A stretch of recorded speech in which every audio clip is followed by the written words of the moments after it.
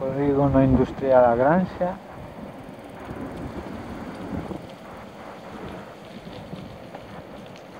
Sábado 4 de noviembre del 2017. Parece que van a enterrar esos depósitos.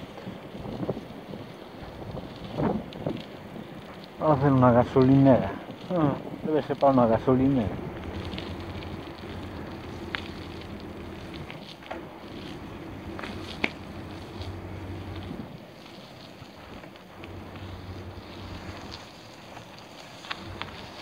Una nave industrial no parecía.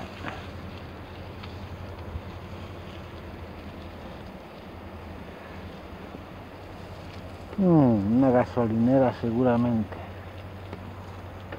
Un sitio poco raro.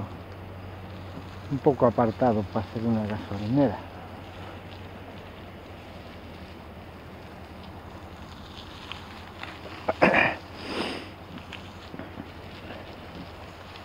Un área de servicio podría ser, pero el sitio no es muy adecuado.